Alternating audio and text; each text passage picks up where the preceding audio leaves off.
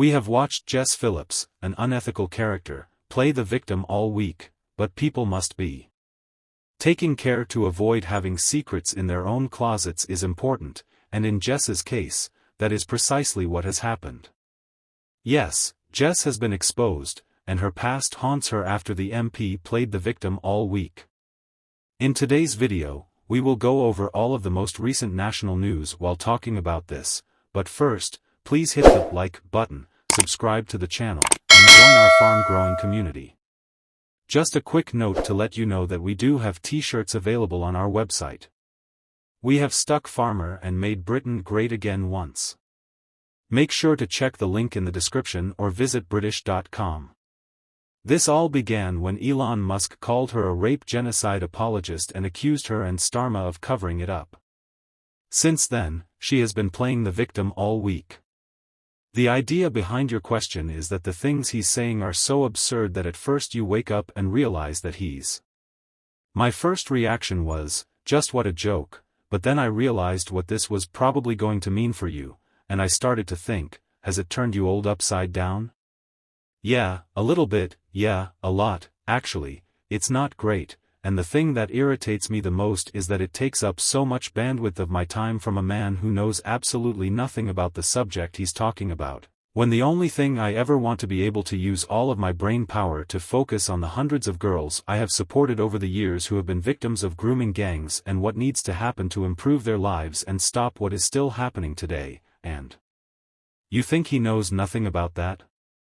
Oh, I mean, I'm not sure what Elon Musk knows about it, but I'm not sure if it's happening on Mars. After the interviews, Elon Musk made this statement about her once more. As we mentioned in the introduction, Jess Phillips, whose job it is to protect women and girls, has a point. While she has been trying to garner sympathy, people have exposed her for doing and saying the exact same thing Elon Musk said. Yes, an old tweet of hers has surfaced, in which she stated, "Today I saw George Galloway on the beach. I told him he was a rape apologist." Another thing ticked off the list. George Galloway said, even more hilarious, it was a lie. She said not a word to me, and Jamie has never said, oh dear you. I think at this point you should just resign.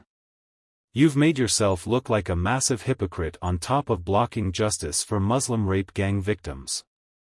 This user claimed that Jess Phillips has a habit of lying through her teeth, but now that I think about it, it's more gums than teeth. This user claimed that the Labour government is a disgrace and completely incompetent at every turn. This user claimed that I've tried to feel sorry for her, even when she puts on a crying face to appear like a dejected puppy, but she is just another hypocrite who enjoys dishing it out. What do you think? Let me know in the comments section. In other news, the UK has offered to front-load payments to Mauritius in order to finalise the controversial Chagos Islands deal before Donald Trump's inauguration on January 20th. With less than 2 weeks until the president-elect takes office, officials are rushing to wrap up negotiations over the sovereignty of the Indian Ocean archipelago. As a sweetener, front-loaded payments have been proposed for Diego Garcia, the main island that is home to a vital UK's military base. This is in the hopes of securing an agreement with Macias's new administration, which has voiced concerns about the current draft deal, though some details are classified due to its military relevance. The revised plan strikes a balance between the UK's position on keeping the 99-year lease's total cost the same and the Mauritian government's demand for a larger financial compensation.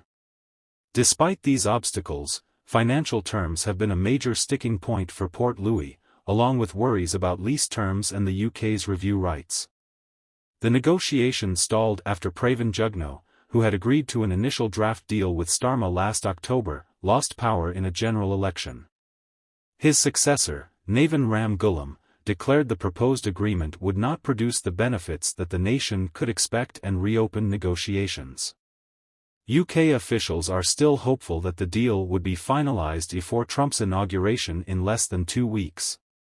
With the new front-loading, the agreement would keep the $90 million yearly payment structure throughout the 99-year lease period. A configuration intended to break the existing impasse. Conservative and reform leaders in the UK have strongly criticised the deal at home, with Kemi Badenoch accusing the Prime Minister of ignoring international discussions and giving away items for free while reform. The agreement has drawn harsh condemnation from the UK's Nigel Farage, who warned that the new Republican administration would be hostile. Some of Trump's top supporters, including his choice for Secretary of State Marco Rubio, have also voiced similar concerns. Foreign Secretary David Lammy has responded to Rubio's claims that the agreement could give Communist China access to our naval support facility and that officials from all branches of the U.S. establishment, including the intelligence services, State Department, Pentagon and White House, have welcomed the agreement. After considering all the information, British officials have privately stated their belief that Trump and his Republican allies will eventually support the agreement. Last but not least, Jonathan Powell, Starmer's national security advisor and the senior negotiator for the UK, visited the US last month to have direct discussions with important members of Trump's incoming administration. According to recent rumors, Princess Kate is preparing for Prince William's new position amid a change in the royal family. She will be celebrating her 43rd birthday on January 9 with a renewed respect for life. According to royal analysts, they have also forecast that Kate will soon rejoin her husband when William 42 assumes a more significant position on the international scene. As demonstrated in December when he replaced his father at the official reopening of Notre Dame Cathedral in Paris, Prince William's rising international prominence means that he will be asked to represent the monarch and the UK abroad more and more. What do you think of the topics we covered in today's video? If you haven't already, please make sure to like this video. For more British stuff, please subscribe to the channel. Thank you, and be careful. Goodbye.